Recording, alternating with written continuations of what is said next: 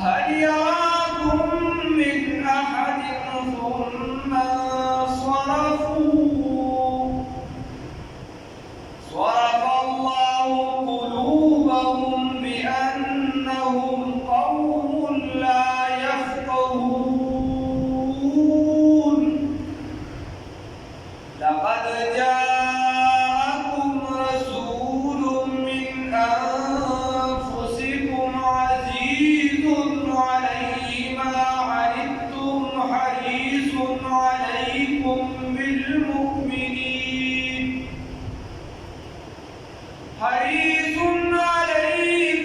بالمؤمنين رؤوف رحيم فإن تولوا فقل حسبي الله لا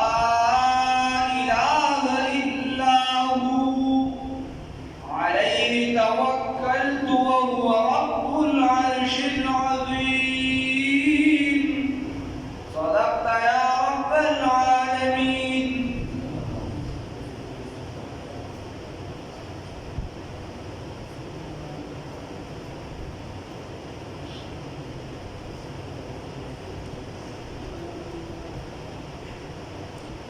پرونی سبق کې تیر شوی او هغه کې دا خبره وه چې کله یو آیات را نازل شي او هغه مؤمنان واوري نو د دې ایمان نورم زیات شي نورم مضبوط شي. اوس دې آیات کې الله رب العزت فرمایي چې دغه قرآن دی دغه آیاتونه دي دا چې کله منافقان واوري نو بیا د دې دا کفر دا پلیتی نورم زیات شي الله وایي وَأَمَّا الَّذِينَ او هرچه هغه کسان دي فی قلوبهم چې په زړونو د دوی کې مرض بیماري ده فزادتهم نو په زیات کړي دي لره دغه صورت رجسن پلیتی الی رجسهم سره د پلیتۍ د دوی وماتوا هم نشي وهم کافرون په داسې حالت کې چې دوی به کافران وي او مه به شي په داسې حالت کې چې دوی به کافران وي. نو ګوره قرآن سره محبت وی چې هلکه خلکو ته هدایت ملاوي خلکو ته رڼا ملاوي او د ده پکې پلیتي زیاته شي او یو قرآن دی دلته کې د ده پلیتي زیاتېږي او هلته کې د هغه بل په ایمان مضبوطېږي نه داسې خبره قرآن خو یو دی او چې را نازل شي نو د یو پلیتي زیاته شي او د بل ایمان زیات شي. نو دا قرآن مثال ورکړه د باران د اوبو سره راڼې اوبه دي بلکل په دنیا کې د ټولې نښې اوبه د باران اوبه دي. هغه د باران اوبه په داسې علاقه باندې وشوې چې د هغې ځمکه او خاوره سمه ده نو هغه دا د کروندې نورم قابلې شي ښکلي بوټي راوکړي فصلونه راوکړي او که چېرته کې دا ګلونو یو څه بل سره کېدی یا خوشبويي راپرېږدي او که چېرته دغه باران دا په ډېران باندې وشي نو بدبويي راشروع شي د دې وجې د فارسي هغه شاعر وایي باران کې در لطافت تک عشق لاب نیست باران کې در لطافت تک عشق لاب نیست در باغ لال رویت در شور بوم خس وایي باران چې دا په سمه باندې وشي نو دا ګوره ګلان راوټوکوي دا ښکلي فصلونه راوټوکوي او دغه باران دی چې په ډېران باندې وشي نو څښا بوټي چېرته راوټوکوي نو راویټوکوي نوره بدبویي خو ونه کړي. نو قرآن هم هغه قرآن دی بلکل پاک دی خو هلته منافق دی د دغه منافقت دی نو د ده دپاره دا چې دغه قرآن دا رانازل شي خو دلکې د جذب ماده نه وي نو د ده منافقت او کفر نورم زیات شي. یا الله وایي اولا یرون آیا دې نه ګوري انهم چې یقینا دي یفتنون په ازمیښت کې اچولی شي په امتحان کې اچولی شي فی کل عام په هر یو کال کې مرتن یو پیرا او مرتین یا دوه پیرې هر یو کس باندې ګوره وایي دې ګوري نه چې په دې باندې مختلف ازمایښتونه امتحانونه راځي کله پې زلزلې راځي کله بیمارۍ راځي کله څه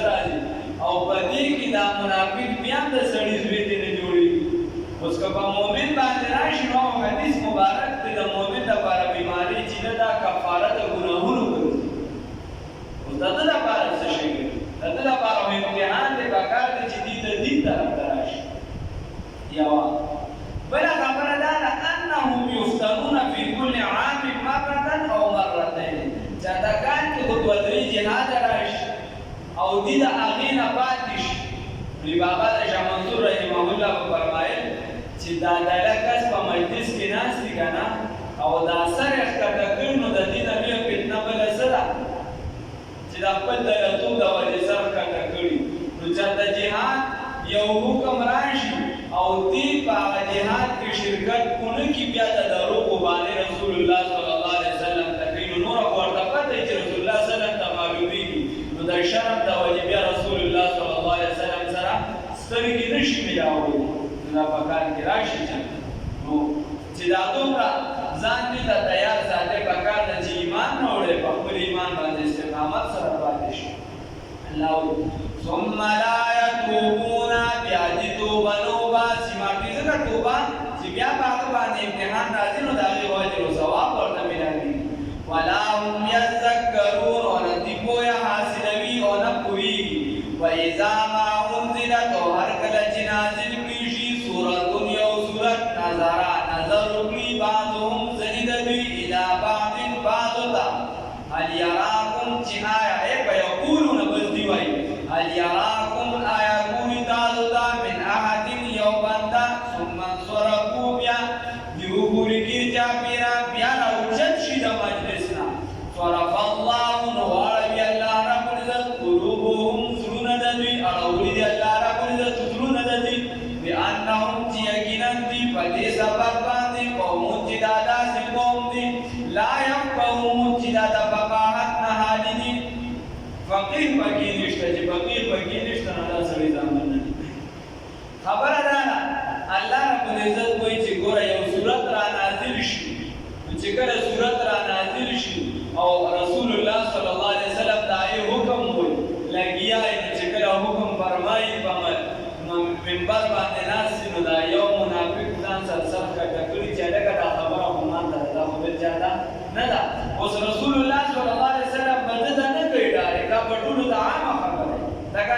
ته به منبر باندې تقریر کوې نن سبا همدا دی او لاندې یو کس مونځ نه کوي تا د مونځ خبره راغشتې ده نو دې به داسې کې چاپېره وګوري چې دا خبره ماته دغه چا ورته خبره کړې بیا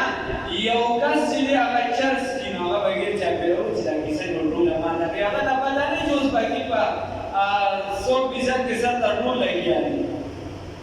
او یو کس په زنا کې اخته دی هغه جوړوي چې هلکه زه ورته چا یاد کړم یو کس په شرابو کې اخته دی هغه وایي وګوره ما پسې خبره وکړه زه پکې جوړ اخته یم دا جوړ زه چا یاد کړم نو داسې یو کس چې دی په غیبت کې اخته دی هغه وایي هلکه زه ورته جوړ چا یاد کړم نو هغه ته خپل نفس یې ملامته کوي خو دې ملامتیا له بل رنګ ورکړي کني دا هغه مړ ایمان په ده کې پروت دی هغه پرې راژوندي شي هغه ورته خپله غلطي ښایي خپله غلطي ورته ښایي چې څنګه د خلکو په مخ کې ځان شریف ګرځي نو په شام ځان داسې شریف وګرځوه هغه مړ ایمان یې راژوندي کوي خو دې هغه ایمان له روح بل خوا ورکوي هلکه دا خو دې زمان غیبت کوي نو دې به داسې په سترګو کې یو بل ته وکړه بل ګوټ ته بیا وکړه چې هلکه یو ته یو یو زه بل څوک خو پکې نشته دواړه منافقان یو دا خبره خو مونږ ته ده نو زه پیزار له چاته لار اوس ګورم پیزار نه چاته لار ګورم نو الله رب العزت وایي هل یراکم دیو به ته داسې وګوري چې هلکه څوک شي هل یراکم څوک درته ګوري نه دې صحابو کې نو داسې به صحابو ته وکتل چې صحابو کې به ورته چا نه کتل نو ثم انصرفوا بیا به د مجلس نه وګرځېدل واپسې د مجلس نه به بیا پاسې الله دې معافي وکړي اوس هم داسې چې ته خلکو ته مینت کوې لکه قرآن ته کې داسې به نظر ګرځې راګرځې چې چا راته خیال شته که نه یا چا راته خیال شته که نه هلکه الله دې پوهې کړم نو صرف الله والله رب العزت دوی دې وګرځي او چې د چا ورته خیال نه وي زر به الوځي چې دا خبره خو زمونږ متعلق ده صرف الله زړه اړولي دی الله رب العزت صرف الله اړولي دی الله رب العزت قلوبهم زړونه دي بأنهم قوم لا يفقهون په دې سبب چې دا داسې قوم دی چې دا فقیهان نه دي دا پوهې نه دي لقد جاءكم یقینا راغلی تاسو ته رسول پیغمبر من انفسکم ستاسو د نفسونو نه ستاسو د جنس نه عزیز علیهم دروند و شدید دی په ده باندې ډېر مشکل دي علیه په ده باندې ما عنتم هغه چې مشقت وي په تاسو باندې حریص علیکم دی حریص دی په ایمان د ستاسو باندې بالمؤمنین په مؤمنانو باندې رؤوف شفقت کوونکی دی رحیم مهربان دی اوس الله رب العزت دعوت ورکوي د رسالت طرف ته چې رسول الله صلی الله علیه وسلم رسالت ومني الله وایي چې ګوره لقد جاءکم فقسمیه درته ویم چې یقینا په تاسو کې یو داسې پیغمبر دی داسې استاد دی چې د هغه نه تاسو انکار کوي داسې شخصیت چې د هغه نه څوک انکار کوي اخیری د صورت اختتام کېږي نو هم چې کوم دوه مباحثو پکې هغې طرف ته دې راولي اهم څیزونو طرف ته اخره کې بیا هغه سوچ او پروګرام درکوي الله وایي چې داسې پیغمبر دی د هغه نه دا څوک انکار کوي او عظیم شخصیت رهنما رهبر دی ته وګوره د هغه په شان راوړل شوي دین د چا خلک اوس په دې باندې لګیا دي چې آیا مذهب د عامې زندګۍ نه جدا کول پکار دي او که نه بلکې جدا کړی دي د عامې زندګۍ نه د مذهبو کاته جدا دي بس د هغې خپل څه مخصوص اعمال بیا کوي او زمونږ چې کوم خپل پویان دي نو هغې وایي چې مذهب هغه ته وګوره زمونږ مذهب کې هره خبره شته ستا د دنیایي چې څومره معاملات یا په دې کې نو داسې عظیم شخصیت د هغه نه تاسو انکار کوي الله ورته لقد جاءکم یقینا راغلی تاسو ته رسول پیغمبر من انفسکم ستاسو د ځانونه د انسانانو نه دی بیا عربي دی بیا هاشمي دی صلی الله علیه وسلم نو د هغه هر یو شي د هغې خبره صفا ده او واضحه ده نو بیا دې څنګه انکار کوي ګوره پیغمبر صلی الله علیه وسلم ورته لومبنی احسان ورته وایي چې هغه ستاسو نه دی نو د انسان نشي فقهاو لیکلي دي په دین کې تر ټولو نه یعنې احتیاطي طبقه چې ده د فقهاو ده او د محدثینو فقها وایي که د یو کس نه تپوس وشو بحر الرائق روحماني او داسې ورپیدا چې څومره هم دي انګیري وغیره هغې وایي د یو کس نه دا تپوس وشو چې نبي کریم صلی الله علیه وسلم جن دی او که انسان دی فرشته ده او که انسان دی یا نور دی او که انسان دی تش دی نور نورانیت ورسره شامل دی ازان دی او ده ورته وایي چې لا ادري ما ته پته نشته ما ته دا معلوماتو نشته نو فقط کفر دا کس کافر شي دا وایي اوس خو د نیاګان عمر ته رسېدلي نیکیان ته جوړ شوي هغه ته دا پته نه وي چې رسول الله صلی الله علیه وسلم دوه قسمه عقاید دي دوه قسمه عقیدې دوه قسمه دي یو عقیده د یو عقیدې قسم داسې دی چې هغې باندې ته نه پوهېږې هغه تا ته یاد نه وي په هغې فقر دی باقي ده او بل عقیده دا ده چې ستا په ایماني که تا ته پته هم نه وي لکه استوا علی العرش وغیره غټې غټې مسلې د اختلاف بیا به ستا مې صرف ایمان ساتل دی نو پکې بیا ته پوهېږي که نه په هغې ته خدای نه راټینګوي خو بعضې عقیدې داسې دي چې د هغې باندې پوهه هم لازمي ده لکه فقهاو لیکلي دي وایي یو جینۍ بالغه شوه ماشومه او چې څنګه بالغه شوه نو نکاح یې وشوه او نکاح پسې لږه لحظه پس ورته چا ووایي ګوره نکاح یې روبره مټه ښه ټیک ټاک شوې ده چا ورته ووایي چې مل ایمان ایمان څه شی دی ایمان څه شی دی دی ورته چې زه خو ایمان نه پېژنم نو یې نکاح یې ماته شوه دا نازکې مسلې دي دا موږ وایي آسان دي ځینې مسلې ډېرې احتیاطي مسایل دي یا ځینې چې کوم بنیادي خبرې دي لکه د رسول الله صلی الله علیه وسلم متعلق دا علم په تا سره لازمي چې رسول الله صلی الله علیه وسلم عظیم شخصیت دی او انسان دی رسول الله صلی الله علیه وسلم عربي دی فقهاو لیکلي دي که چا دا وایي چې چا تپوس وکړي چې عربي دی که عجمي دی ورته چې ما ته دا پته نشته چې عربي دی که عجمي دی نو کافر شي یعنې کوم معلومات چې د پیغمبر صلی الله علیه وسلم سره لازمي دي هغه به تا ته یاد دي اوس ته دا خبره وکړې د خلکو ذهنونو کې زر سوالات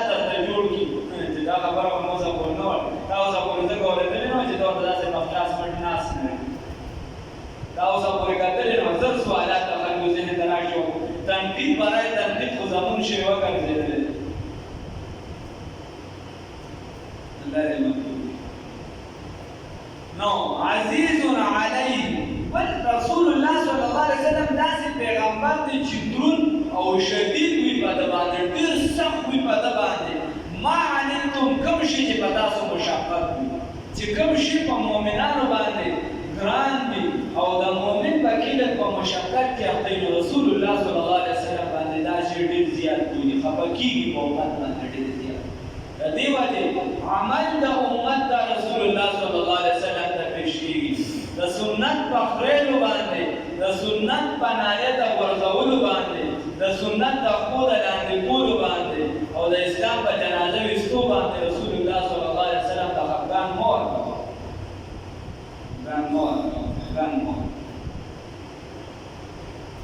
دومره شفقت کوونکي دی چې ګوره کله چې خطبه شروع شي نو دا د کتابونو مسلمه مسله ده چې فلا صلات ولا کلام چې خطیب په خطبه د منبر باندې کېږي نو چې کله په منبر باندې کېږي د هغې نه پس بیا نه مونځ شته او نه کلام شته هېڅ هم نشته رسول الله صلی الله علیه وسلم یو پېره خطبه ورکوله د جمعې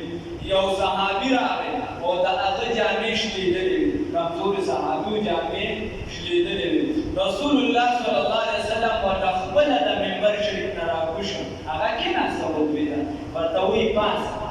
وایي شابه یو دوه رکعته وکړه شابه د ډېر زیات خبر شو دوه رکعته وکړه نو د رسول الله صلی الله علیه وسلم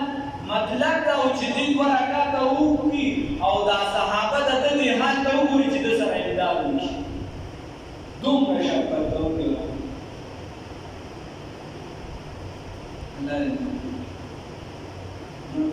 په یو بل باندې د رحم معامله د دې وجې حدیث کې راځي چې څوک په ځمکې والا رحم نه کړي اسمان والا په دې باندې رحم نه کړي په یو بل باندې د رحم معامله ختم ده یو بل تخبیر د یو بل رشتې چې دی کټ کوو خپلې کټ کوو الله دې معافي د یو بل په عزت باندې سرپه نه کوو حالانکې د بل مسلمان عزت ستا عزت دی نن دا بېعزتي دا هغه له ورکړه نو دا مه وایه چې دا به سبا زما طرفته نه راسي الله دې معافي احتیاط پکار لقد جاءكم یقینا راغلی دی تاسو د رسول پیغمبر من انفسکم ستاسو د ځانونو نه عظیم شخصیت دی نور پیغمبر انسان دی قل انما انا بشر مثلكم یوحى الی د قرآن فتوا د بنیادي انسان دی او نورم دی خو انسان لازمي دی او نور چې دی یو صفت د رسول الله صلی الله علیه وسلم دا شخصیت نه به څوک انکار وکړي چې ته بیا دا وویل چې عظیم شخصیت دی او د دې نه انکار راځي نه په بشر منلو سره چې د انکار نه راځي په بشر سره د هغه مرتبه نور هم اوچت کېږي ځکه بشر ته سجده شوې ده نور ته سجده نه ده شوې په مخلوقاتو کې محمد بشر ليس كالبشر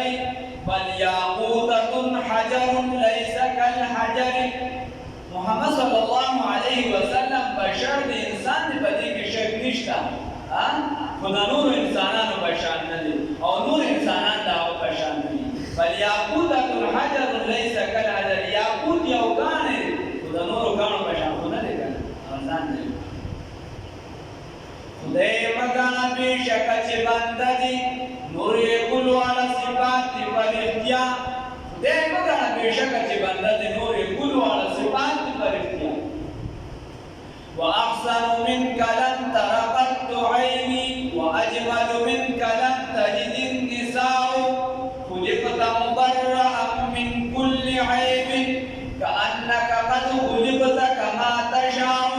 رسول الله صلی الله علیه وسلم خپل شاعر چې هغه له بیان کې صادر ورکړو چې هغه کلمات وي حسان بن ثابت رضی الله تعالی عنہ هغه وایي واحسن منك لم تر قط عيني واجمل منك لم تلد النساء اے نبی کریم صلی الله علیه وسلم په ظاهري حسن ابتدا سے جوړي چې داسې مونږ چرته نه دي لیدلي په باطني حسن ابتدا سے جوړي چې مونږ چرته داسې راوړي نه دي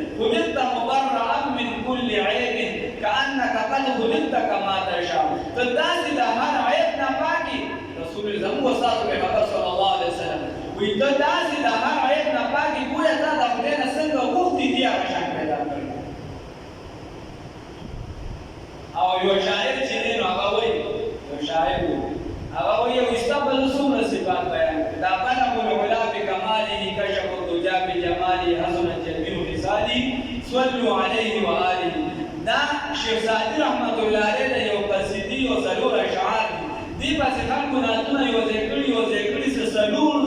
څلور نیم زره نعتونه خلکو لیکلي دي یو کړی پسې دومره د رسول الله صلی الله علیه وسلم صفات خلکو کړي دا صرف د کمنټمې په بنیاد باندې چې دا علما کوي نو حقیقي د الله تعالی چې څومره به لیکلي شي یو کړی پسې داسې بیا چې د پښتانه شعرا والي بیا ورپسې د اردو ځانې پنجابیان بلوچیان داسې هر کام کې ځان نو هغه وایي زه به ستا نور څه صفات بیان کړم ځکه نشم بیانولی بس هغه کیسه ختمه کړې بعد از هدا بزرګ توی قصه مختصر وایي بس د خدای نه چې د چا مرتبه ده بس هغه ستا ده بس دا قصه مختصر یعنی الله رب العزت واحد دا شریک دی د هغه څوک شریک نشته او مخلوقاتو کې چې د ټولو نه اعلی مرتبه د چا ده اوچته مرتبه چې د چا ده موږ چې د چا امتیانو د محمد رسول الله صلی الله علیه وسلم اوس یو بنیادی خبره بس چې دومره عظیم شخصیت دی په دې امت دومره خفه کېږي په دې امت باندې دومره خفه کېږي زما زه ورته لا پیدا نه یو دا قیامته پورې به نسلونه د مسلمانانو پیدا نه خبرې ته سوچ وکړي زه ورته لا پیدا نه یو قیامته پورې به نسلونه راچلېږي او موږ په توبه خدای توبه د ساعت نه شروع شو 24 ګنټې زندګي زموږ په ګناه کې تېرېږي خو هغه ټیم رسول الله صلی الله علیه وسلم زما او ستا لپاره دومره جړا کړې ده چې خپې مبارکې پړسېدلي او بیا فرمایي وایي زما شفاعت چې د بخاري شریف حدیث دی وایي زما شفاعت به د امت د غټو غټو ګناهګارو لپاره دی دا چې غټ غټ ګناهونه دي شوي د هغې لپاره به زما شفاعت اوس دومره شفقت کوونکی پیغمبر دومره مهربانه ذات او موږ یا خو مونځ نه کوو کمزوري کوو او چې مونځ کوو نو د سنتو په مخ باندې خاصې د هغې کیسه قربانه کړې ده خو د مونځونو کې فرق راوستو د خدای د رسول تقسیم مو وکړو چې دا د خدای له طرفه فرض دی او دا سنت دی نو دا کوم او دا سنت نه کوم دا ډېره د غمګان خبره ده دا ګورې موږ پسې چې کوم نور دی که کشران ناست دي کشرانو پسې چې کوم کشران ناست دي بیا مکمل نه کوي د دې وجې سنت کور کې کول افضل دي شاه کشمیري صاحب لیکلي دي چې نه د شیعهګانو سره نن سبا بیا یو شانوالی راځي د مانځه نه پس چې کوم سنت دي وایي په دې دور کې دا په جومات کې افضل دي چې دا د نور خلک وګوري چې دا شیعه نه دي دا مسلمان دي دی چې د سنت کوي سنت ووایي او د مانځه نه مخکې بیا په کور بیا د جمعې په ورځ خلک ته په خدای کې نو دغه برانډه کې خلک ولاړې بار ولاړې دې ځای ولاړې سنت نه کوي لکه ټیپ د ځان تا خو تقسیم وکړو نو دا سنت دومره لاندې شو چې زما د ګپ نه هغه کمزوري شو دومره خو ایمان ته جوړول پکار دي دومره خو دې له لږ زور ورکول پکار دا سنت دومره کمزوري شو چې یعنې زما د ګپ نه لاندې شو زموږ ایمان دې ته راغی بیا بله وخته کمزوري دا شي بله وخته کمزوري دا شي چې کله د قرآن درس کېږي احادیث ویلی شي بل څه ویلی شي بیا موږ په هغه ټیم کې نوافل وزرو حالانکې هغه ټیم افضل عمل چې دی هغه دغه کې شي نو موږ د یو څه کار په بل ځای پرېږدو الله دې موږ سنت دې د خصوصي اهتمام وکړي خصوصي الله رب العزت دې راته توفیق راکړي لږ سوچ پکار دی چې خپل ګپ ته موږ دومره توجه ورکړو چې سنت پرېږدو چې کوم کسان ګپونه کوي سنت پرېږدي ورنه ثواب یې خو لاړ کړه دا په منځ کې ادا شو اداوالی وشو ثواب یې خو لاړ کړه او دا فرض دې ورسره ثواب کم شي فرض و تکمیل راځي په سنتو سره فرض داسې نه پوره کېده دې تکمیل راځي په سنتو سره الله دې وکړي لږ احتیاط پکار دا لقد جاءكم يقينا راغلي تاسو رسول استاد من انفسكم تاسو د جنسنا عزيز عليه چدرون دی او شدید دی پد باندې معنی تم هغه چې مشقت دی پد تاسو باندې حریص علیکم حریص علیکم دیر حریص دی پد تاسو باندې هغه غواړي چې هر کافر چې د اسلام طرف ته راشي بالمؤمنین او مؤمنان باندې رؤوف الرحیم شفقت کوونکی او رحم کوونکی دی نو رؤوف الرحیم رؤوف چې دا الله ته ویل شوی او رحیم چې دا الله ته ویل شوی دي ته اشتراک اسمی ویل شي دي کې څه خبره نشته دا د مخلوقاتو په اعتبار سره د ټول نه زیات شفقت کوونکی په امت باندې څوک دی وایي رسول الله صلی الله علیه وسلم او هر چې الله ته والد د شریک ذات دی دا یعنی د رسول د الله رب العزت د رحمت د سلوک فیصدونه یو حصہ راغلی ده نو هغه رسول الله صلی الله علیه وسلم ته ورکړل شوی د ټول امت ته ورکړل شوی نو باندې کې د ټول نه زیات رحمت او شفقت دا د رسول الله صلی الله علیه وسلم دی او هغه نن نه سره د الله سره دی الله دې موږ باندې رحمت او یو عظیم رحمت را باندې کړی چې د رسول الله صلی الله علیه وسلم امتیان دي الحمدلله ټول الحمدلله حریص علیکم ډیر جان حریص دی په ایمان تاسو باندې بالمؤمنین او مؤمنانو باندې رؤوف الرحیم رحم مهر شفقت کوونکی او رحم کوونکی دی نو د الله رب العزت صفات چې دي هغه قدیم دي او د رسول الله صلی الله علیه وسلم صفات چې دي حادث دي هغه حادث او صفات حادث دي فإن تولوا بس کچرته دی وړېدو فقل ورته ووایه اصل مسله د توحید طرف ته فقل ورته ووایه حسبي الله کافي الله رب العزت لا اله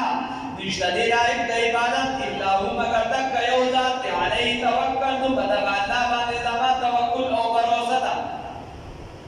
وهو رب العرش العظیم ودغه الله رب العزت رب دی د عرش عظیم د لوی عرش نو د عرش د ټول دنیا د هر څه چې راغونډ کې بیا کرسي مرسدا چې راغونډ کې دا د عرش په مقابله کې څه نه دي عرش ډېر لوی دی او د مرتبه په لحاظ رسول الله صلی الله علیه وسلم ملابری د هغه بدن مبارک سره چې کومه خوره مبارکه لګېدلې ده هغه د عرش نه چې د هغې مرتبه اوچته کومه خوره چې ورسره لګېدلې نوره نه د نور حرمینو د دغې خبره نه کوو صرف خوره چې کومه د رسول الله صلی الله علیه وسلم د بدن مبارک سره لګېدلې ده د هغې مرتبه چې ده د عرش نه چې ده اوچته دې کې د آخره کې حسبي الله لا اله الا هو عليه توکلت وهو رب العرش العظیم د دې متعلق ابو داود شریف کې راغلي رسول الله صلی الله علیه وسلم فرمایي چې دا دعا څوک سار وپیروي سارې وپیروي نو چې د ورځې د ده څومره کارونه راځي څه مشکلات راځي هغه به حل کېږي څه کارونه راځي الله رب العزت وایي چې الله به د ده لپاره کافي کېږي د ده د کارونو لپاره او څوک یې چې د ماسخوتنې وي څوک یې چې د ماسخوتنې وي د ساره پورې چې دلته څه کارونه راځي څه مهمات دي د هغې ټولو لپاره به الله رب العزت د ده د کارونو کافي وي الله به کافي وي او څوک چې دا دوه آیاته اخیري لقد جاءکم رسول من انفسکم فإن تولوا فقل حسبي الله دا د ماسخوتنې کله وده کېږي 3 پیرې وایي او د سنتو خیال ساتي او 3 پیرې ورسره درود شي د سنتو اهتمام پرې خیال ساتي 3 پیرې درود شي په دا آیاتونه په تواتر سره وایي همیشه وایي نو الله رب العزت ورته د نبی کریم صلی الله علیه وسلم دیدار نصیب کړي الله دې راته ټول